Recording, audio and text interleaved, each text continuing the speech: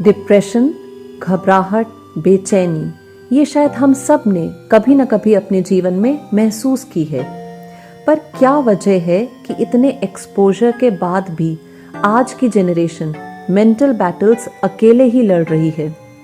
हम किसी mental health expert के पास जाने से क्यों कतराते हैं? एक अंधेरा, लाख सितारे, एक निराशा, लाख सहारे। इसी कड़ी में आज मुलाकात करते हैं अलका शर्मा से, जो फोन पे ही लोगों की काउंसलिंग करती हैं ताकि उनका तनाव कम कर सकें। दामन में खुद आ जाएंगे जिनकी तरफ तो हाथ पसारे, एक निराशा, लाख सहारे। अलका जी, आपका बहुत बहुत स्वागत है। बहुत बहुत धन्यवाद मंजरी जी।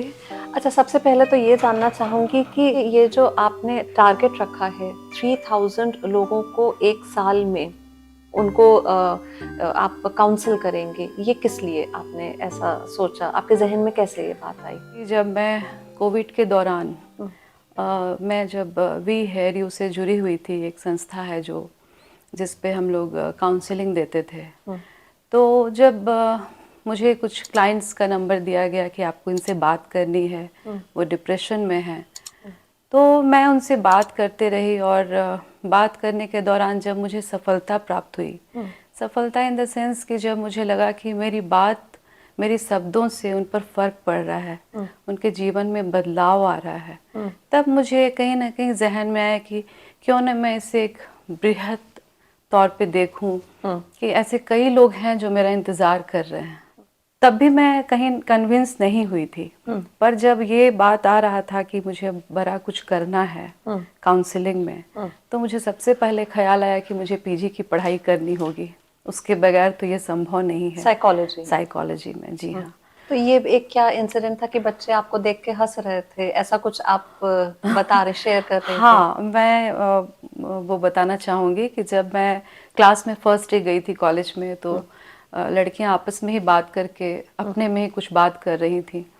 और जब इंट्रोडक्शन हो गया, जब मैं अपने बारे में सब कुछ बताई अपने प्रोफेसर को, एचओडी को, तो सारी लड़कियां बाद में आकर मुझसे कहा कि सॉरी दीदी, हम लोग आपके बारे में ऐसे बात कर रहे थे, हम लोग से गलती हो गई। मैंने कोई गलती नहीं हुई, आपकी जगह हम भी होते तो शायद ऐसे ही हंसते कि इस उम्र में लोग एक्सपेक्ट नहीं करते हैं कि आकर के कोई पढ़ रहा है कॉलेज में। आज आप टेली कॉलिंग के माध्यम से कैसे लोगों को काउंसिल करते हैं? एक्चुअली गवर्नमेंट ऑफ इंडिया का एक बहुत अच्छा ये प्रोग्राम आया है जो निम्हांस बैंगलोर और IIIT-B के कोलैबोरेशन से ये वो लोगों ने स्टार्ट किया है, जिसमें टेलीफोन के ही माध्यम से घर बैठे उनको निःशुल्क परामर्श मिलता रहे।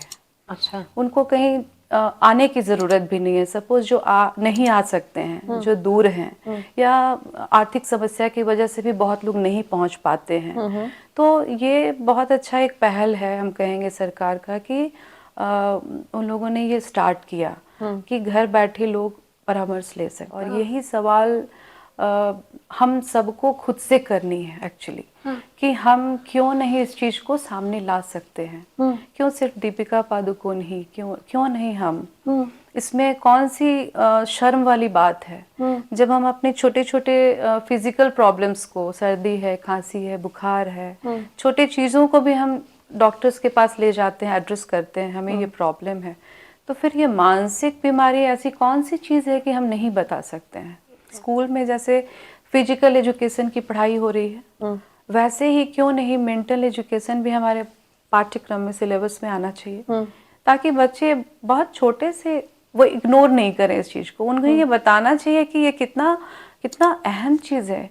यदि आपका पूरा शरीर का सबसे इम्पोर्टेंट पार्ट आपका ब्रेन होता है, डेफिनेटली, और हम उसको इग्नोर करके कुछ और कर भी ले तो क्या है? आज हम जहाँ मैं जाती हूँ CIP में, टेलीमानस में जहाँ मैं काम करती हूँ, देखती हूँ कि कितने अच्छे अच्छे वहाँ लोग हैं जो शारीरिक रूप से बिल्कुल स्वस्थ हैं, शारीरिक रूप से स्वस्थ हैं, पर उनका ये चीज, ये ब्रेन मानसिक तरीके थोड़ा से। सा डिस्टर्ब है, उसकी वजह से वो बिल्कुल ही थॉट्स से क्लटर्ड है बहुत बिल्कुल ज्यादा। एकदम डिस्कनेक्ट होकर वहां बैठे हुए हैं। अच्छा अलका जी, कभी आपको पेरेंट्स के भी कॉल आते हैं कि बच्चे डिप्रेशन में हैं स्टडीज को लेकर के, उनके रिजल्ट्स को लेकर के? हाँ, आते हैं मंजरी जी। कुछ पेरेंट्स के फ़ोन आए हैं और वो चाहते हैं कि उनके बच्चों का काउंसलिंग हो।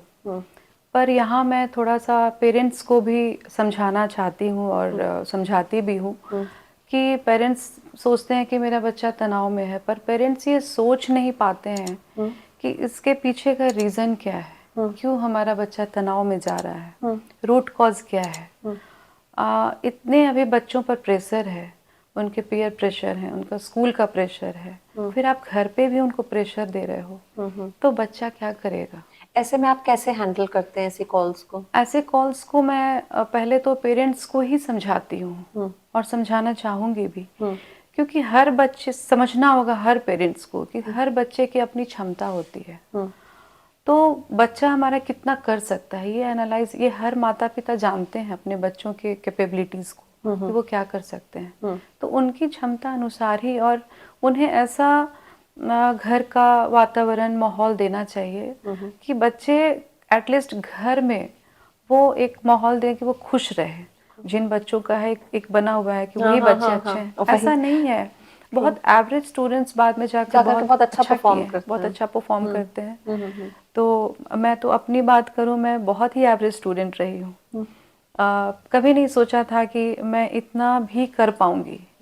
अच्छा, आपको रांची से या झारखंड से कॉल्स आती हैं या ऑल ओवर इंडिया हम कॉल, कोई भी कॉल कर सकता है?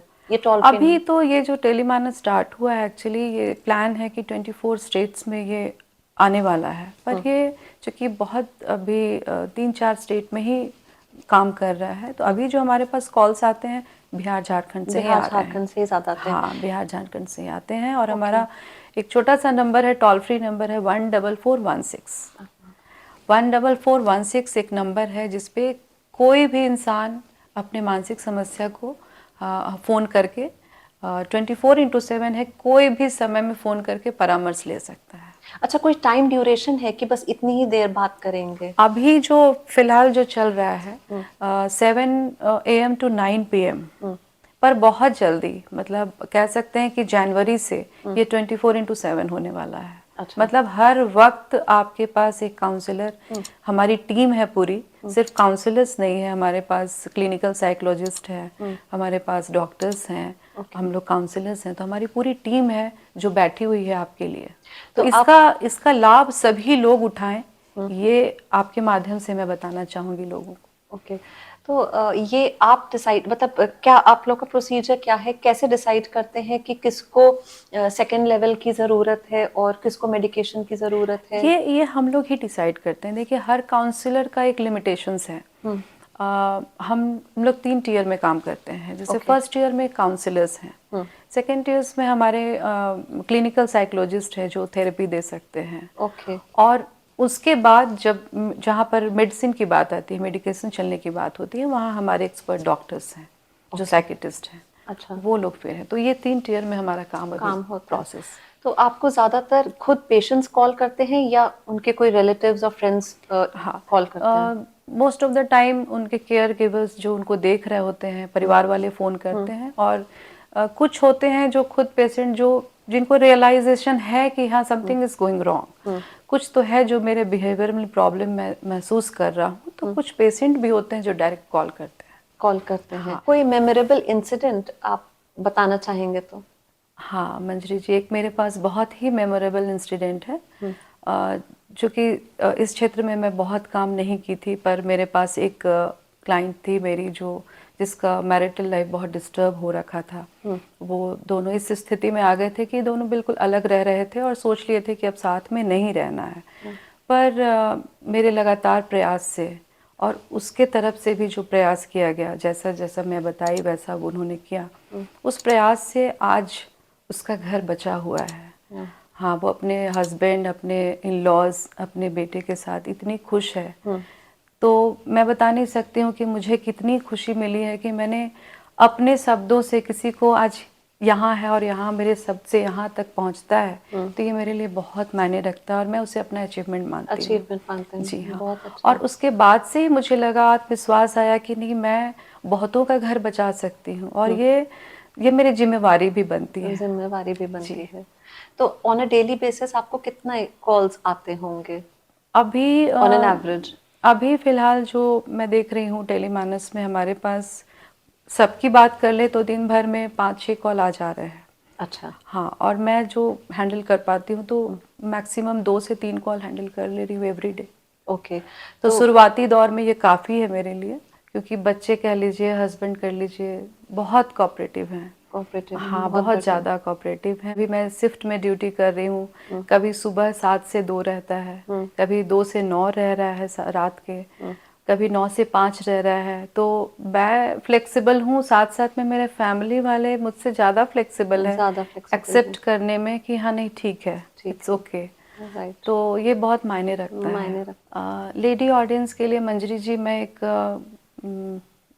मैसेज देना चाहती हूँ कि जो भी उनके अंदर चीज़ है, जो हिडन टैलेंट्स हैं, जो छुपा हुआ चीज़ है, उनको कभी भी सामने लाने में एक जो हेजिटेशन होता है कि अब मुझसे नहीं होगा, अब मैं क्या कर सकती हूँ, मैं कहना चाहती हूँ कि वो बहुत कुछ कर सकती हैं और उनके अंदर बहुत प्रतिभा छुपी हुई रहती हैं, पर उन्हें वो मंच नहीं मिलता है।